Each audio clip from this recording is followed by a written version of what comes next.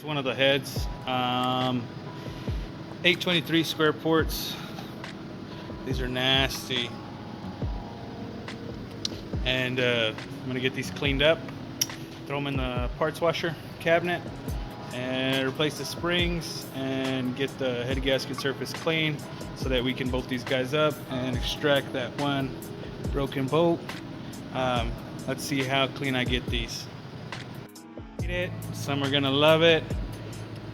This is how I clean my heads. Sandpaper, 4L60 valve body. Since we build trannies here, I got plenty of them laying around. Make a great flat stone for, you know, making sure I got a good surface. So like I said, some are gonna hate it, some aren't, but that's just the way I do it, and it's worked for me, so they're good enough. This is the surface that it gets after two passes, or a couple passes with the valve body. And started with 220, went to 320. Now I get to throw it into the cooker and get all this rest of this cleaned up and swap springs and seals. So we'll see how clean the rest of this head gets. Hopefully it gets clean enough that it looks good, and I don't like painting my stuff, so even if it's just a little bit discolored or something, I'll still probably just throw it on without any paint. But there's the finish.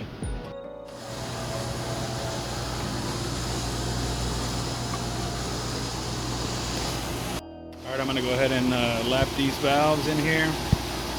Got some assembly lube on the valve stem. And we're gonna use the drill on this end and just go ahead and lap them. This is the last set of valves I gotta do. The other head's already on the engine. Just gonna lap this one. This head's ready to go on. Here's the intake valve after we lapped it. There's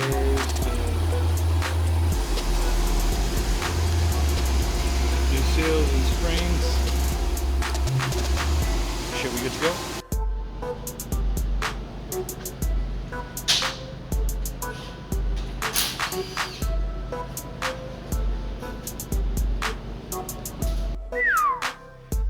Engine is together, heads bolted up, torqued down, cleaned up as best as I can get them, which, if I do say so myself, was pretty dang good. Look at that. Clean, clean, clean. Got new valve stem seals, new springs for the BTR Stage 2 truck cam. Got to finish cleaning the valve covers, valley cover, and pan before we throw it on. Thanks to that nice hot parts washer right there. It does a lot of the work for us. We got the 5.3 for Project Mexico. That's another video coming soon. I think you guys are gonna like. Then I have a 6-liter right here that's gonna go into my 65 Continental once I get all this done. But that's enough of that stuff. Let me get this one finished, put together. That way we can drop her in, get her mocked up, wired up, and might be able to get a first startup out of this thing. So hopefully the next time you guys see this engine, it'll be fully dressed and ready to go in. Here is the beautiful harness that I made standalone for this swap. My first Gen 4 harness reworking. I've done Gen 3s, never done a Gen 4. So far it worked whenever I plugged everything in and scanned it, actuated the throttle body, things like that. Sorry for the mess. This is my wife's working station, but only place I could put it for now.